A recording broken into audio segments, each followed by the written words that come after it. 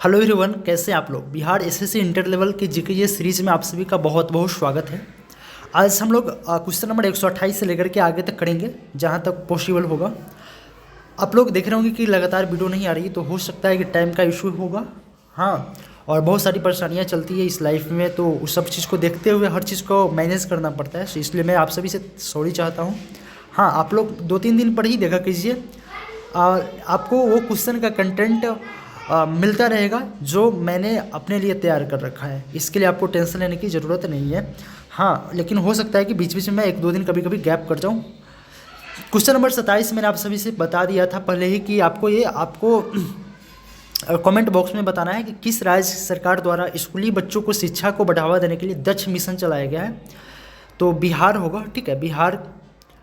बिहार सरकार द्वारा ही, बिहार के शिक्षा विभाग द्वारा चलाया गया है दक्ष मिशन। दक्ष मिशन के थ्रू क्या होगा कि क्लास 5 से लेकर के 8 क्लास तक के बच्चों को खास करके हिंदी, इंग्लिश और मैथमेटिक्स में अलग से क्लासेस प्रोवाइड कराई जाएगी। जो बच्चे इस सब्जेक्ट में बहुत ही ज़्यादा कमज़ोर हो गए उनको 3:30 बजे के बाद, 3:30 में क्लास में छुट्टियाँ हो जाती है, उसके बाद 3:30 से 5 बजे तक एक टीचर पे ओनली 5 स्टूडेंट्स होंगे, मतलब एक टीचर और 5 बच्चे होंगे। उस 5 बच्चों को सिर्फ एक टीचर ही पढ़ाएंगे और मैथ, इंग्लिश और हिंदी सब्जेक्ट पढ़ाया जाएगा उन लोगों को, ठीक है।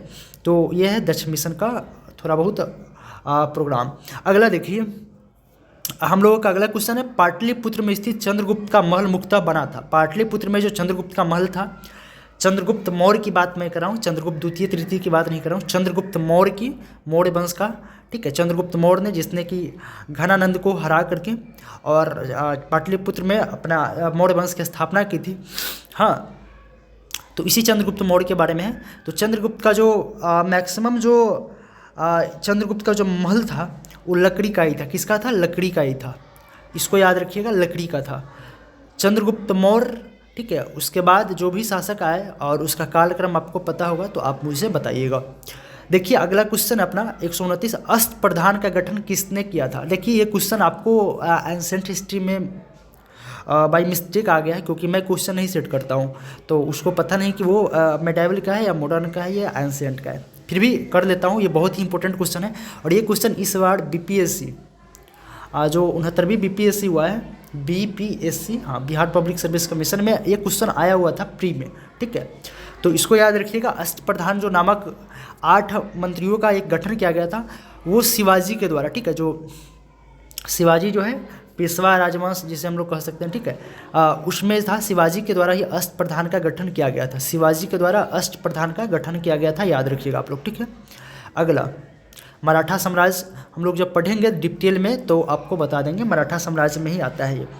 चलिए अगला क्वेश्चन अपना है कि ये निम्नलिखित में से कौन सा मौर्य राजा ने दक्कन की विजय प्राप्त की थी। दक्कन कहाँ है आपको जैसे ही मैं बताऊंगा दक्कन कहाँ आ जाएगा। जब भारत का मैं मैप यहाँ पे बनाता हूँ, सॉरी मैप तो बनेगा नहीं, ठीक है, चलो ऐसे ही, ये हो गया उत्तर, ठीक है, दक्षिण, पूर्व, पश्चिम, ठीक है। तो पश्चिम की तरह यहाँ पे क्या है, दक्कन का पठार है, ठीक है। कहाँ पे, मध्य प्रदेश में ही होगा दक्कन, ठीक है। तो यहाँ पे किस मौर्य राजा ने दक्कन की विजय प्राप्त की थी, किसने दक्कन की विजय प्राप्त की थी। तो आपको इसमें से ऑप्शन बताना है कि इसमें से कौन सा सही होगा, ठीक है। अशोक, चंद्रगुप्त, विष्णुगुप्त और कुणाल। कौन? अशोक, चंद्रगुप्त, विष्णुगुप्त और कुणाल। क्या नाम है इसका? कुणाल।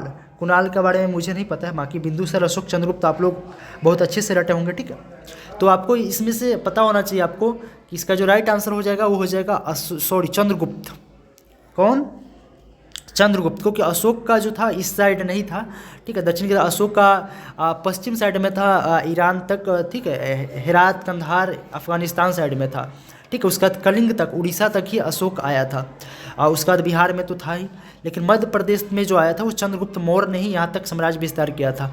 तो इसको याद रखिएगा, जो दक्कन का विजय जो प्राप्त किया था वो चंद्रगुप्त मौर्य ने प्राप्त किया था, ठीक है। अगला क्वेश्चन, अपना अगला क्वेश्चन है कि निम्नलिखित में से कौन सा शासक अशोक के साम्राज्य में सम्मिलित नहीं था। निम्नलिखित में से कौन सा क्षेत्र अशोक के साम्राज्य में सम्मिलित नहीं था।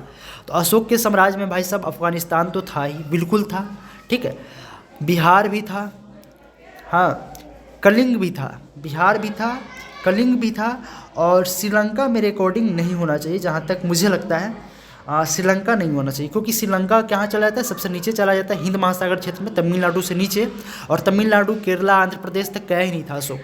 बस वो कलिंग तक ही गया था। कलिंग का विजय 261 में, 261 ईसा पूर्व में कलिंग का विजय हुआ था। उसके बाद उसने धम्म नीति अपना लिया था, ठीक है। तो कलिंग तक गया हुआ था। बिहार तो था ही उसका अपना, पूरा का पूरा बिहार मगध का साम्राज्य था ही। अफगानिस्तान तक उन्होंने अपना साम्राज्य को फैलाया ही था। तो श्रीलंका इसका राइट आंसर हो जाएगा। तो आपने ये सब चीज़ें पढ़ा होगा तो आपको ये सब चीज़ें आसान लगने लगेगी।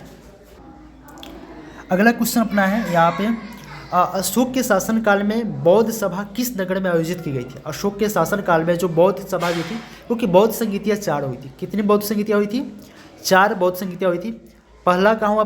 पहला हुआ था आपका राजगृह में, दूसरा वैशाली में, तीसरा पाटलिपुत्र में हुआ था, और यही तीसरा पाटलिपुत्र में जो हुआ था वो अशोक के शासनकाल में हुआ था।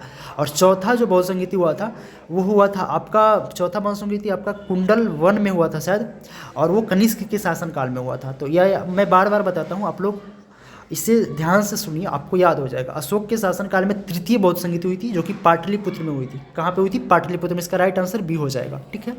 चलिए अगला क्वेश्चन। बहुत प्रेशर, अभी वीडियो बना रहा हूँ, अभी फिर पढ़ाने के लिए यहाँ से आ गया आदमी की पढ़ाने जाना है। तो ये सब चीज़ मतलब कि बहुत ज़्यादा सीरियस, मतलब कि इतना टाइम का अभाव हो गया कि मैं कुछ बता ही नहीं सकता हूँ, लेकिन फिर भी मैनेज कर लेते हैं। चलिए, निम्नलिखित में से प्राचीन भारत की कौन सी लिपि दाहिने से बाएं लिखी जाती थी? दाहिने से बाएं मतलब कि दाहिने से, यहाँ से इधर की ओर लिखा जाता था, ठीक है, इधर की ओर लिखा जाता था दाहिने से बाएं। तो आप लोगों को अच्छे से पता होगा कि अशोक की जो लिखी, अशोक का जो शिलालेख स्तंभ लेख था वो 4 लिपि में था। एक ब्राह्मणी, ठीक है, एक ब्राह्मणी लिपि में था, ठीक है, एक अरामाइकल लिपि में था, ठीक है, और तीसरा खरोष्टी लिपि में, और चौथा ग्रीस लिपि में था, ग्रीक लिपि में। तो जो ब्राह्मणी था वो बाएं से दाएं लिखा जाता था, ठीक है, बाएं से दाएं, बाकी ये सब चीज़ें। और खरोष्टी जो था, खरोष्टी लिपि जो था ये दाएं से बाएं लिखा जाता था। खरोष्टी लिपि दाएं से बाएं की ओर लिखा जाता था, खरोष्टी लिपि इसका राइट आंसर से हो जाएगा। ब्राह्मणी जो है बाएं से दाएं लिखा जाता था, ठीक है, इसको याद रखिएगा। ब्राह्मणी, खरोष्टी, अरामाइक और एक ग्रीस या ग्रीक, चारों जो है वो अशोक के स्तंभलेख और शिलालेख पर इसी चारों लिपि में जो भी साक्ष्य मिले हैं वो इसी लिपि में लिखे गए हैं। और भाषा जो थी वो प्राकृतिक भाषा थी, तो इसको याद रखिएगा। अगला क्वेश्चन, ये सब चीज़ें बार बार पूछा जाता है इसलिए मैं बता देता हूँ। अपने शिलालेखों में अशोक समान किस नाम से जाने जाते हैं? अशोक के शिलालेख में अशोक के बहुत सारे नाम हैं, ठीक है, प्रियदर्शी, ठीक है, उसके बाद देवा नाम प्रिय, उसके बाद अशोक मौर्य, अशोक, ठीक है, अशोक सम्राट। तो ये सब चीज़ें किस किस शिलालेख में कहाँ कहाँ से मिला है, ये सब चीज़ें कभी कभी पूछ लिया जाता है, इसलिए मैंने इसको मेंशन कर रखा है और पूछा हुआ है, ये बीपीएससी के एग्जामिनेशन में आया हुआ है। तो अशोक जो है अपने शिलालेख में अशोक को प्रियदर्शी कहा गया, मतलब कि देवताओं के प्रिय, ठीक है, प्रियदर्शी कहा गया है। और अशोक अपने आप को जो सम्राट कहा है, सम्राट, वो अशोक भाब्रू अभिलेख मिलता है अशोक का, जो जयपुर में है राजस्थान में, भाब्रू अभिलेख में अशोक ने खुद को सम्राट कहा है। क्या कहा है? सम्राट कहा है। भाब्रू अभिलेख जयपुर राजस्थान में, ठीक है। और अशोक के बहुत सारे ऐसे अभिलेख हैं, शिलालेख है जिसमें अशोक का प्रियदर्शी कहा गया है। और पुराणों में अशोक को कहा गया है अशोक वर्धन कहा गया पुराने में। कुछ शिलालेख पर अशोक को अशोक मौर्य कहा गया है, देवानाम प्रिय कहा गया है। तो ये सब चीज़ें याद रखिएगा, ठीक है। प्रियदर्शी अशोक का ही नाम है। चलिए अगला क्वेश्चन अपना ये आ गया। अशोक के अभिलेखों में पहली बार इनके द्वारा पढ़ाया गया था। अशोक के अभिलेखों में पहली बार किसके द्वारा पढ़ा गया था? किसके द्वारा होगा यहाँ पे, किसके द्वारा पढ़ा? अशोक का जो अभिलेख था वो पहली बार किसके द्वारा पढ़ा गया था? तो आप लोगों को पता होगा 1837 में, ठीक है। जेम्स प्रिंसेप अंग्रेजी अधिकारी था, उसने ही अशोक का जो अभिलेख है ब्राह्मणी लिपि में था या खरोष्टी लिपि में, अरामाइक लिपि में, इसको पढ़ा था पहली बार। इससे पहले किसी ने नहीं पढ़ पाया था। बहुत सारे ब्राह्मणों को, क्या नाम है, अलाउद्दीन खिलजी या कौन था, शायद मुझे नाम याद नहीं आ रहा है, ठीक है। अकबर ने एक लिपि जो था दिल्ली से कहीं लेकर के गया था, वो दिल्ली में स्थापित किया था। उसके बाद 2 और लिपि है, उस लिपि को क्या नाम है उसका, अलाउद्दीन कोई मुस्लिम शासक ही है, उसने इसको अलग जगह पे कहीं से और उठा करके दूसरे जगह ले गया था और इसे अशोक जेम्स प्रिंसेप से पढ़वाया था। तो आप बताइएगा, दोनों मुझे याद नहीं आ रहा है, बाकी वैसे तो याद आ ही जाएगा ऑप्शन में। कौटिल्य की पुस्तक अर्थशास्त्र किस विषय पर आधारित है? कौटिल्य की पुस्तक जो है अर्थशास्त्र नामक जो पुस्तक लिखी गई है कौटिल्य की, जिसमें मौर्य साम्राज्य के बारे में जानकारियाँ मिलती है। मौर्य साम्राज्य के बारे में जानकारी 2 पुस्तक से मिलती है। कौटिल्य जो है चंद्रगुप्त है, कौटिल्य, चाणक्य जिसे विष्णुगुप्त भी कहते हैं, 3 नाम है, इनके द्वारा लिखित अर्थशास्त्र, और दूसरा मेगास्थनीज जो यूनानी लेखक था, मेगास्थनीज के इंडिका से, है ना। तो इसमें अर्थशास्त्र किस विषय पर आधारित है? आर्थिक जीवन, सामाजिक जीवन, शासन कला और के सिद्धांत और अभ्यास पर, विदेश नीति पर और धन संचय पे। तो देखो जो चाणक्य जी ने जो लिखा था अर्थशास्त्र, उसमें क्या था मैं बता देता हूँ। उसमें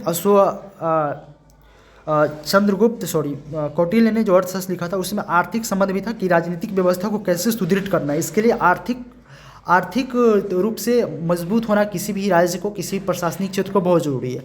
दूसरा शासन कला के सिद्धांत, शासन कला में कौन कौन से रूल्स होंगे, उसके अभ्यास के बारे में बहुत ही डीपली बताए थे उन्होंने कि एक राज्य व्यवस्था को एक राजा, एक शासक कैसे उसे संचालित कर सकता है, विदेश नीति को कैसे अपने विदेश नीति को मजबूत कर सकता है, अपने आसपास के राज्यों से, अपने आसपास के क्षेत्र के राजाओं से कैसे अपना साठ घाट और अपनी मजबूती रख सकता है, यानी कि कूटनीतिक तरीके से जो अपने साम्राज्य को अच्छे तरीके से चलाने का, सुरक्षित रूप से चलाने का जो नीति है उसके बारे में डिटेल में बताया गया था। और धन संचय, विदाउट धन के कुछ हो ही नहीं सकता है और एक साम्राज्य समृद्ध हो ही नहीं सकता है विदाउट धन के। तो इस सब के बारे में कौटिल्य ने अर्थशास्त्र में लिखा था कि एक राज्य को सुदृढ़ तरीके से कैसे चलाया जा सकता है। ठीक है, अगला तो चारों हो जाएगा उसका ऑप्शन। लास्ट में इसका ये होना चाहिए कि सभी उपरोक्त में से सभी। कौटिल्य के अर्थशास्त्र में किस पहलू पर प्रकाश डाला गया है, ये भी हो सकता है आपका आंसर, ये पूछा गया है। आर्थिक जीवन, सामाजिक जीवन, धार्मिक जीवन, राजनीतिक जीवन। आपको लगा कि नहीं मौर्य साम्राज्य के सभी जीवन के बारे में बताया गया? नहीं, ये इंडिका में बताया गया था मौर्य साम्राज्य के आर्थिक जीवन, सामाजिक जीवन, धार्मिक जीवन और राजनीतिक जीवन के बारे में भी। लेकिन कौटिल्य की जो पुस्तक है वो सिर्फ और सिर्फ राजनीतिक जीवन के बारे में बताता है कि राजनीतिक तरीके से कैसे एक राज्य को एक राजा द्वारा संचालित किया जा सकता है, क्या क्या उसके अंदर प्लानिंग हो सकती है, किस चीज़ों की ज़रूरत हो सकती है, वो सब चीज़ों के बारे में सिर्फ राजनीतिक प्रकाश डाला गया अर्थशास्त्र की पुस्तक में। तो इसको याद रखिएगा और अच्छे से समझ के रखिएगा इसको। अगला क्वेश्चन है अपना, मौर्य समाज का 7 वर्गों में विभाजन का विशेष रूप से उल्लेख मिलता है। देखो चंद्रगुप्त के द्वारा बताया गया है कि मौर्य साम्राज्य 4 वर्गों में विभाजित था। चाणक्य के द्वारा, किसके द्वारा? चाणक्य के द्वारा बताया गया था। चाणक्य या विष्णुगुप्त या कौटिल्य के अर्थशास्त्र के अकॉर्डिंग मौर्य साम्राज्य 4 वर्गों में विभक्त था। ठीक है, 4 वर्ग आपको पता होगा, ब्राह्मण, क्षत्रिय, शूद्र और वैश्य। ब्राह्मण, क्षत्रिय, शूद्र और वैश्य। लेकिन जो मौर्य साम्राज्य के बारे में एक और पुस्तक लिखी गई है इंडिका मेगास्थनीज के द्वारा, उसमें मौर्य साम्राज्य को 7 भागों में विभाजित किया गया है। ठीक है, 7 भागों में विभाजित किया गया है। उस 7 भाग कौन कौन होंगे, कौन कौन से 7 वर्गों में, 7 वर्गों में, जिसमें कि व्यापार, शिल्पकार, कृषक, ये सब चीज़, दास, ये सब चीज़ आ जाते हैं। तो 7 कौन कौन से, अगर आपको याद होगा तो बताइएगा। इसका राइट आंसर डी हो जाएगा। मेगास्थनीज की पुस्तक इंडिका के अकॉर्डिंग मौर्य साम्राज्य 7 वर्गों में विभाजित था। और अगर पूछ दे कि मौर्य साम्राज्य का जो समाज जो 4 वर्गों में किसकी पुस्तक के अकॉर्डिंग विभाजित है, तो कौटिल्य के अर्थशास्त्र हो जाएगा। ठीक है, अगला क्वेश्चन है अपना, वह स्रोत जिसमें पाटलिपुत्र के प्रशासन का वर्णन मिलता है। पाटलिपुत्र के प्रशासन का वर्णन मिलता है, पूरे प्रशासन का, पाटलिपुत्र के। यहाँ पे चंद्रगुप्त मौर्य वंश का नहीं कर रहा है, पाटलिपुत्र के प्रशासन के बारे में। तो आप कन्फ्यूज हो जाओगे कि अर्थशास्त्र भी इसका आंसर हो जाएगा और इंडिका भी हो जाएगा। लेकिन मैं आपको बता देना चाहता हूँ कि अगर ऐसा क्वेश्चन है कि पाटलिपुत्र के प्रशासन के बारे में, प्रशासन में सब कुछ आ जाता है। ठीक है, सामाजिक व्यवस्था से लेकर के राजनीतिक व्यवस्था भी। तो इंडिका के अकॉर्डिंग मेगास्थनीज का इंडिका। मेगास्थनीज कौन था? यह एक यूनानी दार्शनिक था। ठीक है, ये लेखक कह सकते हैं इसको, चंद्रगुप्त मौर्य के दरबार में आया था दार्शनिक बन करके। तो इंडिका के अकॉर्डिंग पाटलिपुत्र के प्रशासन का वर्णन मिलता है इंडिका में। अगला क्वेश्चन है अपना, इनमें से किस शासक ने चतुर्थ बौद्ध संगीति कश्मीर में करवाया था? मैंने बार बार बताया कि बौद्ध संगीतियाँ 4 हुई थी, राजगिरी, वैशाली, पाटलिपुत्र और जम्मू कश्मीर के कुंडलवन में। तो पहला में किसके शासनकाल में हुआ था? पहला जो हुआ था वो अजातशत्रु के शासनकाल में, दूसरा कालाशोक के, पहला अजातशत्रु, दूसरा कालाशोक, तीसरा अशोक, और चतुर्थ जो हुआ था वो कनिष्क के शासनकाल में हुआ था। कनिष्क के शासनकाल में, ठीक है, कनिष्क के शासनकाल में हुआ था। शायद ये कनिष्क जो है वो शक वंश के थे और इसी ने शक संवत चलाया था, इसी ने शक संवत भी चलाया था। ठीक है, तो इसको याद रखिएगा। अगला 141 नंबर क्वेश्चन है, अपने हाल फिलहाल के मुद्दा से जुड़ा हुआ है और करंट अफेयर्स का इंपॉर्टेंट क्वेश्चन बन सकता है। प्रचंड तूफान, बहुत ही प्रचंड तूफान आया हुआ है जिसका नाम है मिसोंग, और तूफान कोई भी आता है, कोई भी बड़ा साइक्लोन आता है, वो समुद्र के तट पे ही आता है। भारत के 9 राज्य तो समुद्र के तट पे है। गुजरात, महाराष्ट्र, गोवा, केरला, तमिलनाडु, आंध्र प्रदेश, उसके बाद पश्चिम बंगाल, उड़ीसा, यही तो 8-9 राज्य है जो समुद्र के तट पे है। तो इसी राज्य के आसपास में होगा। आप मुझे बताना 2 राज्यों में, पहले एक राज्य में है, फिर वो धीरे धीरे बढ़ते हुए दूसरे राज्य में भी प्रवेश कर चुका है मिसोंग। अभी थोड़ा बहुत शांत है। अभी मौसम विज्ञान के अकॉर्डिंग बताया जाएगा कि अभी ये जो साइक्लोन है वो वापस जा चुका है। तो आप लोग बताइएगा कि किस राज्य में होगा। 2 राज्य है, पहले ही बता दिया हूँ। चलिए, ये तो अगला था। हाल ही में किस यूनिवर्सिटी ने रीच को, तो ऑक्सफोर्ड यूनिवर्सिटी ने, तो ये तो शायद नीचे रह गया। तो आज की इस वीडियो में इतना ही रहने देता हूँ। ठीक है, आप लोग चैनल को सब्सक्राइब कर चुके होंगे तो अच्छी बात है। लाइक ज़रूर करिएगा, कमेंट बॉक्स में बताइएगा कि मेरा एक्सप्लेनेशन कैसा रहा। थोड़ा स्पीड में आज ज़रूर था, क्वेश्चन भी कम था, बट सब कुछ टाइम के ऊपर डिपेंड करता है। एक दिन मैंने समय को बहुत बर्बाद किया, आज समय मुझे बर्बाद कर रहा है। इसलिए आप सभी से रिक्वेस्ट है कि समय को ध्यान में रखें। हाँ, और ऐसा नहीं कि एकदम बिल्कुल एकाग्र हो जाना, एकात्म हो जाना है। एकात्म अगर होइएगा, सिर्फ अपने से मतलब रखिएगा, तो आने वाले समय में आप डिप्रेशन का शिकार हो जाइएगा। क्योंकि आपको भी पता है, जो सबसे बड़े मोटिवेशनल स्पीकर जो है भारत के कौन थे, क्या नाम है उनका, कोंदनी महेश्वरी जी, मुझे तो नाम याद नहीं रहता है, कभी कभी मैं देखता हूँ, क्या नाम है उसका, संदीप महेश्वरी। वो भी डिप्रेशन के शिकार हो चुके हैं। ठीक है, तो ज़्यादा कोई भी चीज़ें हानिकारक हो जाता है, इसलिए एकात्मकता नहीं रखना है, बातचीत करते रहना। ठीक है, समझ रहे होंगे। तो चलिए, आज के इस वीडियो में इतना ही। अभी तक जुड़ने के लिए आप सभी का बहुत बहुत शुक्रिया, धन्यवाद। Love you to all.